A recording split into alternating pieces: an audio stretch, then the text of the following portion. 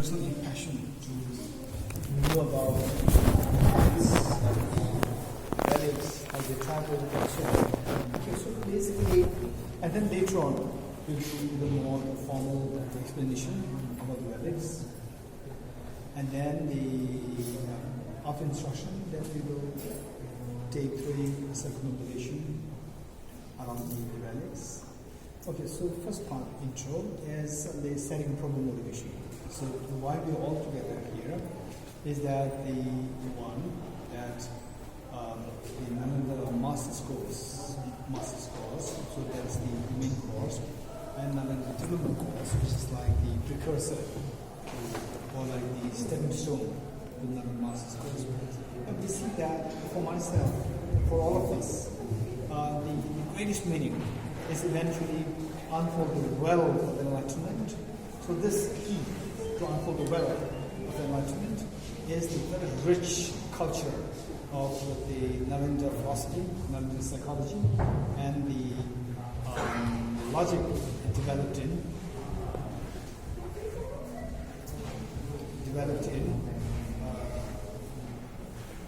what's the symbol? Sit, fine, you're fine. Are you sure? You will sit there. Okay. So this is the real treasure. And the Nalanda masters, it has been like 3 years. So 3 years you do sustain means that there is some stability in your mind pertaining to the preciousness, awareness of the preciousness of the Nalanda tradition. So this is something so precious. And then to really commemorate, to really to celebrate that we are unfolding a very important means towards Buddhahood for the benefit of the precious. We come here and we have, I often say that in Delhi, the place which is the greatest meaning and purpose is the National Museum, the Buddha Relics. So today we are here, and each one of us, we are very fortunate, particularly coming together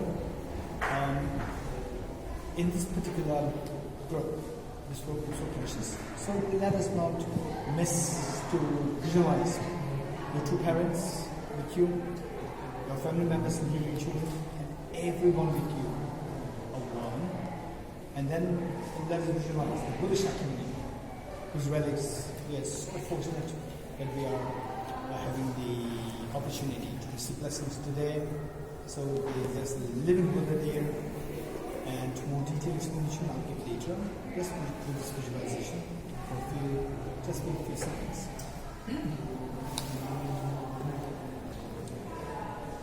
And all sentient beings living on the side.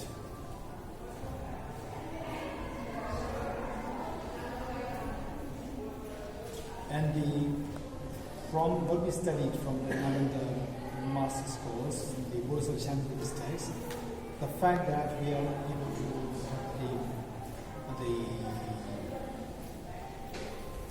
receive the opportunity to receive blessings from the Shantidev's relics, the merit that we accumulate, the merit accumulation pertaining to the relics, and the same amount of respect that we caught to a living Buddha Shakyamuni, the merit is going to be identical, same. So this is what Buddha himself very clearly proclaimed. And more details I'll explain a little later. Okay, so this should be the basic thought, and let us pray that this Nalanda Master studies, whatever we are doing now, and on the diploma course, we also completing today is going to be the last step before you switch to the Master's course. So let us pray that each one of us be able to, one, continue this journey of study, reflection, and meditation towards enlightenment, number one. Number two, to spread this incredible light of the wisdom and compassion towards as many beings as possible, directly or indirectly. For example, let's say that when you meet with anybody, even someone who's not exposure to any philosophy and so forth, you encourage the person to start taking interest in education. starting interest in education, where we come to realize that we are all interconnected. So that, in a way, you are connecting the person towards the Nalanda's tradition of the understanding of the interdependency, the concept of dependent origination. You don't have to mention that this is what the Nalanda system, this is a reality, it's a piece of reality which was discovered by the Buddha Shakyamuni and later greatly in detail explained by the Nalanda masters. So that way, this is how we benefit the beings. Okay, so before I go any further, in more detail, I'd like to request Sanjayji to explain a little bit about the relics and how they are being discovered and so forth. So when the Buddha was about to pass away, he was asked what should be done with his body, and he gave instructions about his funeral. Then he was asked what should be done with the relics after the funeral, and he said, put them in earthen mounds so people can pay respect, be inspired, better their karma, and have insight. After the funeral, the surrounding 8 kingdoms each wanted a portion. So the relics, the remains of the body, were distributed into 8 parts. Each one took a part, put it in the capital city, and made a stupa over that. These were the original 8 stupas in northern India. This was in 544 BC. Some 200 years later, Ashoka the Great, who converted to Buddhism, came and he felt this was confined, the relics were confined in a very small area of his kingdom. It should be vastly accessible. So he opens up these 8 stupas, or some of them, and distributes the relics into many, many stupas, hundreds perhaps. These relics come from a place near the Nepal border, UP-Nepal border, called Piploha, where apparently the original undisturbed stupa remained. Ashoka perhaps did not open that for some reason. In about 1870 or so, there was a famine. The British resident there wanted to employ people, give them labor, and there was this earthen mound with a jungle over it. So he had the jungle cleared and generally tried to clear the mound. So they dug about 18 feet deep, they came across the stupa, and they came across an urn of relics on which was inscribed that they were the body remains of the Buddha. And which was then taken out of India for some reason, and later on a part of it went to Thailand, where they enshrined in various temples. In about 1970, the Archaeological Survey, ASI, did another excavation, and below that found still more remains. So apparently the upper ones were from Ashoka's time, and these particular ones are from Buddha's own time. And there were 5 urns which came, the main urn containing the relic, as the inscription that this is the bodily remain of Buddha. Thank you. Thank you, Sanjayji. Okay, so basically the proceedings. Now what we do is that first I'm going to give a quick, I think about the relics, this is a good idea. So basically the Buddha's biography to be understood in 2 ways. One, the historical biography, and the other one is a unique biography. Unique biography meaning inclusion of the understanding of deeper psychology according to the Manid texts, and then more sophisticatedly a tantric texts. Okay, because this is more from the Nalanda masters and the Nalanda diploma course. I would be happy to go into the tantric part as well, a little bit, not too in detail. Idea is that the Buddha relics, as Sanjayji very clearly indicated, remains from the Buddha's body. So the historical account, if you read the historical account, we get a feeling that Buddha is like somebody who's very special, but how the ordinary people will consider as he also has the sickness, aging. This is the historical account. And then then other one is the more, people may call it as the mystical account. It's not actually mystical. If it mystical meaning there's something which we cannot really explain, yet happening. This is not the case. There is whole explanation how that is happening. That the Buddha, where according to the historical account,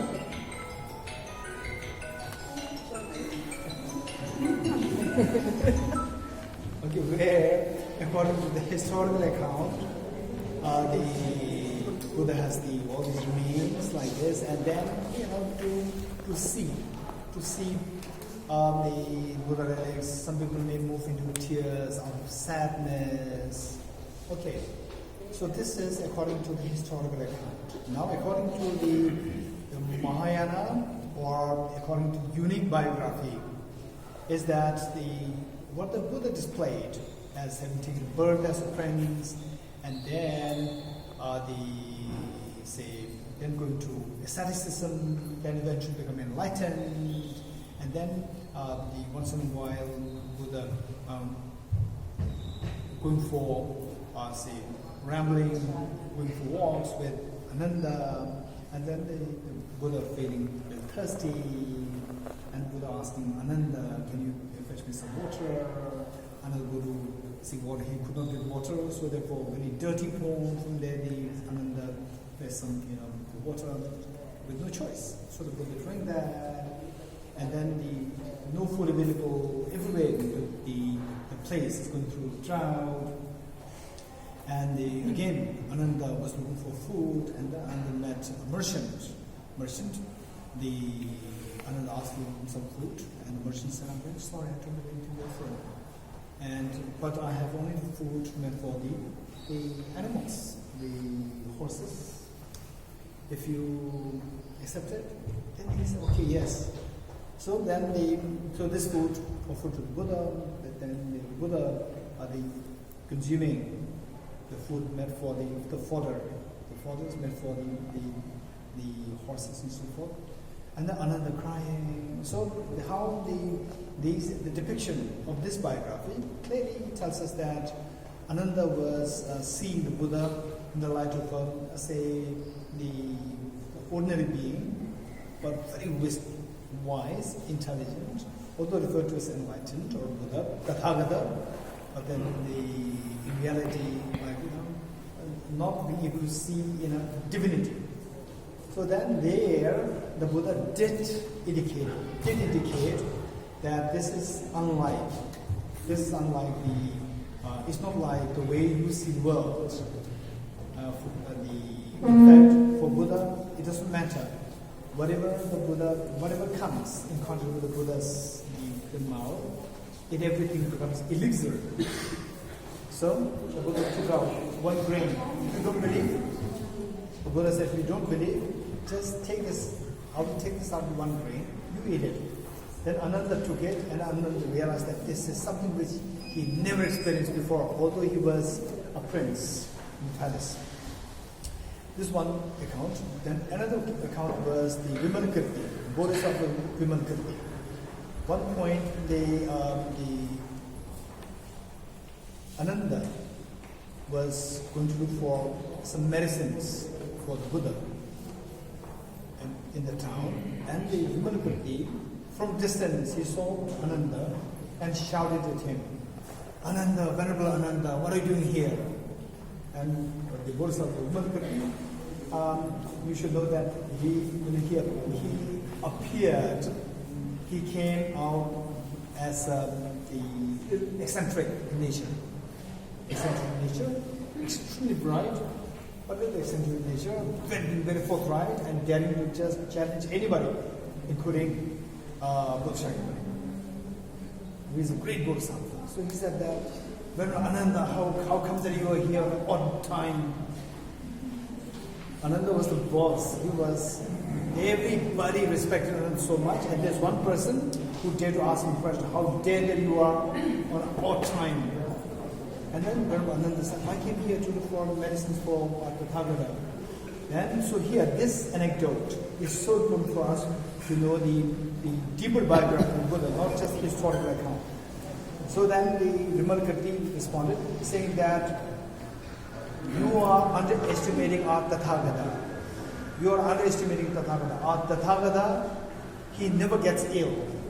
And you are seeing our Tathagata as an ordinary person who gets ill, who is hungry, thirsty. This is your misperception. Go back to your place. Don't underestimate our Tathagata and don't bring disgrace to our Tathagata, saying that our Tathagata is so weak. He can become, he can feel hunger, he can feel thirsty, he can, become sick. No, this is how you are undermining our Tathagata. Go back to your place. This is what the Bodhisattva, the Vimalkirti said. From this you can see, you can take out a unique biography of the Buddha, that he is not like us. Not like us. In fact, now the real unique part is that Buddha himself made it very clear that philosophically speaking, what we have to know is that finally that our mind, it has a tremendous power. It has a tremendous power to the extent that it can manifest in the form of physical forms. Not only manifest in physical form, it can manifest in the innumerable, infinite physical forms. So this is a power of a mind. But when this mind is obscured by the mental developments, it is like gold when mixed with the soil. It cannot display the qualities of the gold, the glow. So there is a gold by the very definition, it glows. How do you know that? Removing the soil, then gold starts to glow. You don't have to bring the glow from outside. So likewise, each one of us, when we become Buddhas, our mind glows in the manifestations of innumerable, infinite physical forms. So, in other words, what I'm saying is that the Buddha's physical form is not made of the blood, then bones, flesh, and fats, and so forth. It is simply the radiance of the Buddha's own omniscient mind. This is the Buddha's physical form. This unique biography. So now with this, then the point is that as our mind becomes very pure, particularly the mind, the very gross form of the mind and the subtle form of the mind. The gross form now, I should not be deviated, I should be more focused, concentrated. So this is where we have some control over the gross mind. But we don't have the control over the subtle mind. Meaning, when we dream, we don't have any control. What dream comes to you, we have to behave accordingly. So that we have no control. So as the mind becomes subtler, we have no control. As the mind becomes subtler, if you practice, as the mind becomes subtler, still the mind is in our hands, then the mind becomes more and more independent of the physical gross body. As it becomes independent from the physical gross body, then it can manifest in the form of the physical form. The mind itself, the radiance, will manifest in the form of physical form. So then it is like the moon up there, and the reflections of the moon in the water bodies. Even though there is one moon up there, but if there are like hundreds, millions of water bodies there, millions of reflections will be formed. There is no effort required. So, but in some local place, say if the water dries up, the water body dries up, then the reflection disappears. So this water body is symbolic metaphor for our virtuous karmas. When a virtuous karma, when they exhaust, when we come to the degenerate stage, then the water of the karma disappears, positive karma disappears, then the reflection automatically disappears. So this reflection is the manifestation of Buddha. So Buddha appeared as passing away. So 2,500 years ago, then Buddha assuming to Mahaparinibbana. In actuality, it's just a reflection disappeared because the water is gone. Not because the moon is gone. The moon is still there. So the Buddha never dies. In other words, Buddha never dies. But what about the relics? So for that, number one, Buddha never dies. And the Buddha's body, speech, and the mind, these three are of the same entity, different isolates. So this only the non-masters, different because we understand. Getting it? The body, body, speech, and mind, these three are same entity, different isolates. Right? So whereas for us, body, speech, and mind, let's say body, speech, mind, they are different entities and different isolates. So when your body, speech, and mind, they become the same entity, this is known as the unification, the unison of the three vajras. Vajra of the body, vajra of speech, and vajra of the mind. At that point, the high state of that experience is known as enlightenment. If that is the case, then your body, your mind manifests in the form of speech, in the form of the body. Then what about relics? Okay, here comes the role of the Buddha's compassion. The Buddha compassionately addressed the disciples that for the benefit of